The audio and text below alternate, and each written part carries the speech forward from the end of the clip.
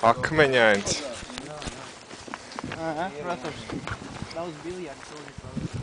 Saprot, ka mums pats tur ķērās, te kaut kā.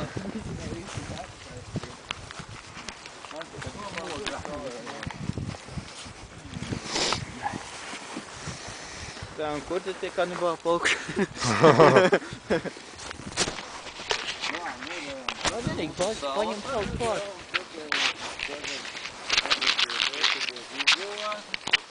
Tātad tās visas teritorijas, kuras agrākīs rūpīgi nāk, tas ir jāatdalīt.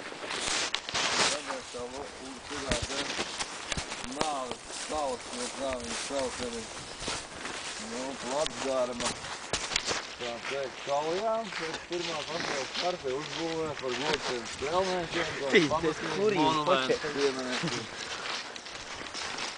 Viņš tāds gan uzspēlīja. Te man liekas, no Sundāzes esmu kādreiz atrodis kaut kas bija no pagājušā gada. Kaut kas bija no iepriekšējā un uzsvēlēt atšķirību. Divi reizēm tikai rodrā viņš gadu. Viņš iestādes mūsu alējiņu, kas vēl tad pa labi pa kreisi jau var redzēt vēl tāds īrakums.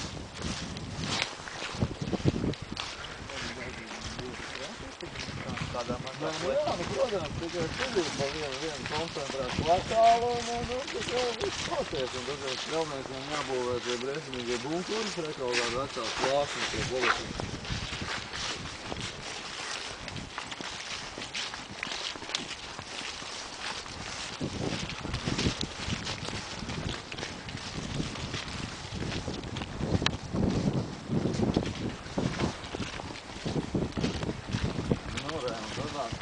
Īpaši nekāda tēlaiņa sievietes vai vīrietis jau nav, bet, kāda viens reiks teica, kā Vants Pilts apmēram.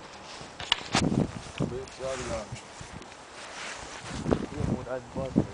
Jā, tad ir redzēt, plāns vienā pusē teica, par tiem diviem pulkiem, kas te ir kapājuši, te viss ir tās nāves salas cīnītāji. Es to nāves salu jau tad dēvēju, ja, tādā veidā. Viss tas 16. gads. Šito pieminekli tad uzbūvēja pēc Pirmā pasaules kara, ja?